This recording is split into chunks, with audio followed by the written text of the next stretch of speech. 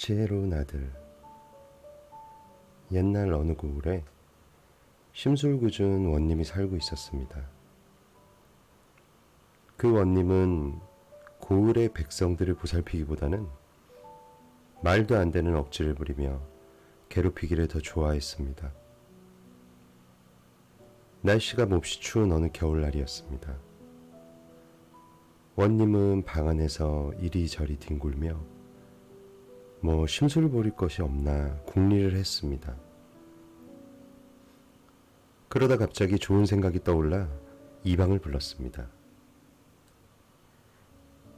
이방, 내가 지금 산딸기가 몹시 먹고 싶으니 가서 산딸기를 구해오너라. 이방은 깜짝 놀랐습니다. 그도 그럴 것이 이 추운 겨울날에 산딸기가 어디서 구할 수 있겠습니까? 저기 사또, 지금은 겨울이온데 산딸기를 어떻게?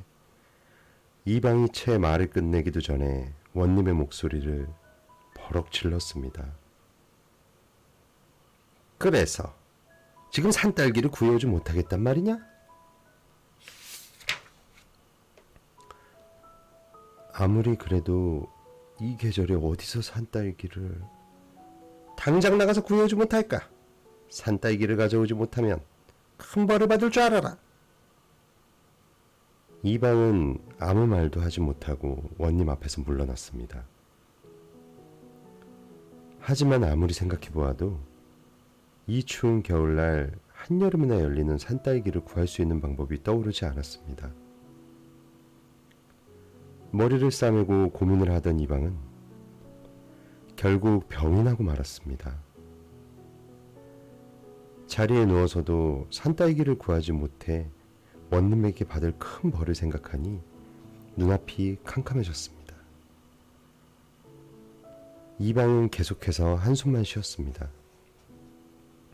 그러자 이 모습을 지켜보고 있던 어린 아들이 물었습니다. 아버지, 무슨 일 때문에 그렇게 고민을 하세요? 혹시 저 때문에 그러세요?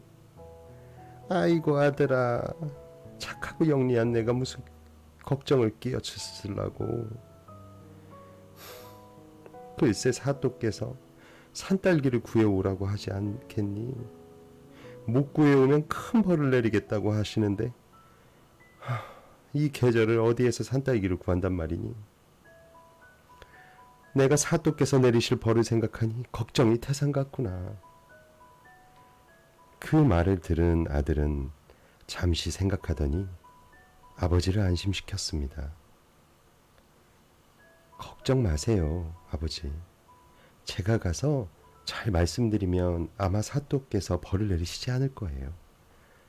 아들은 원님을 찾아갔습니다. 그리고 원님에게 공손히 인사를 올리고 이렇게 말했습니다. 저희 아버지께서 몸이 많이 편찮으십니다. 그래서 오늘은 제가 대신 일하러 왔습니다. 그러자 원님이 콧방귀를 끼면서 말했습니다. 산딸기를 구하지 못해 생긴 꾀병이겠지. 그렇다고 내가 그냥 넘어갈 줄 아느냐? 큰 벌을 내릴 테다. 그러자 아들이 말했습니다. 아버지께서는 꾀병이 아니라 정말로 몸이 안 좋으십니다. 산딸기를 따러 산에 가셨다가 독사에 물리셨거든요. 그 말을 들은 원님은 어이없다는 듯이 소리쳤습니다. 뭐? 독사에 물렸다고? 내 생전 그런 어처구니 없는 거짓말은 처음 들어본다. 이 추운 겨울에 도대체 독사가 어디 있다는 말이냐? 원님의 말을 들은 아들은 방긋이 웃으며 이렇게 말했습니다. 그렇습니다. 겨울에는 독사가 없지요. 그렇다면 산딸기도 없는 것이 당연하지 않겠습니까? 그러니 구할 수 없는 것을 구해오라고 하시는 말씀은 이제 그만 거두어 주시지요. 원님은 무안해서 얼굴이 붉어졌지만 어쩔 수 없었습니다. 아들의 말대로 이방에게 내린 억지 명령을 거둘 수밖에요. 하지만 약이 올라 이방을 용서할 수가 없었습니다. 원님은 어떻게든 이방을 다시 한번 골탕 먹이고 싶어 며칠을 고민했습니다. 그리고 마침내 좋은 생각이 떠올랐습니다. 그래서 이방을 불렀습니다. 이보게 이방. 네, 사또. 지금 당장 가서 수마리 낳은 망아지를 데려오너라. 원님의 말을 들은 이방은 그만 자리에 털썩 주저앉고 말았습니다. 심술궂게 웃고 있는 원님의 얼굴을 보는 순간 깨달았던 것입니다. 아이고, 또 나를 골탕 먹이려 하시는구나. 이번에야말로 말씀하신 대로 하지 못하면 큰 벌을 내리실 터인데 이 일을 어찌할꼬. 떨리고 두려운 마음으로 집에 돌아온 이방은 또다시 병이나 자리에 눕고 말았습니다. 이 모습을 본 아들이 이방에게 물었습니다. 아버지, 사또께서 또 엉뚱한 명령을 내리셨습니까? 그래, 이번에는 수마리 낳은 망아지를 데려오시라고 하시는구나. 이 일을 어쩌면 좋으냐. 이방은 깊은 한숨을 쉬며 대답했습니다. 자신의 아들이 영리하다는 것을 알고 있지만 이번에는 아들도 어쩔 수 없을 것이라고 생각했습니다. 그런데 아들은 잠시 고민을 하는 눈치더니 빙긋 웃으며 이렇게 말하는 것이었습니다. 아버지, 걱정하지 마세요. 제게 좋은 생각이 있습니다. 아들은 다시 원님을 찾아갔습니다. 원님은 이방의 아들을 보자마자 왈칵 화부터 내었습니다. 아니, 왜 또 내가 온 것이냐? 내 아비가 또 병이 났다고 할 셈이냐? 아닙니다, 사또. 아버지께서는 제 동생을 낳느라 제가 대신 온 것입니다. 이방의 아들은 태연하게 말했습니다. 그러자 원님이 자리에서 벌떡 일어나며 소리를 쳤습니다. 뭐라고?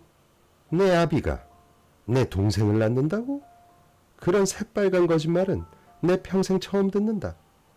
사내가 어찌 아이를 낳을 수 있단 말이냐? 그러자 아들이 공손히 고개를 숙이며 이렇게 말했습니다. 그렇습니다, 사또. 사내는 아이를 낳을 수가 없지요. 그런데 사또께서는 어찌하여 제 아버지에게 수마리 낳은 망아지를 구해오라 하시는 겁니까? 원님은 아무 말도 할 수 없었습니다. 한참 동안 이방의 아들을 노려보던 원님은 돌연 큰 소리로 껄껄 웃기 시작했습니다. 그래, 맞다.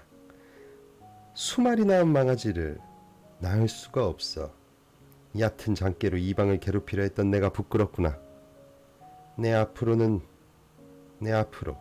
다시는 억지를 부려 백성들을 괴롭히지 않겠노라.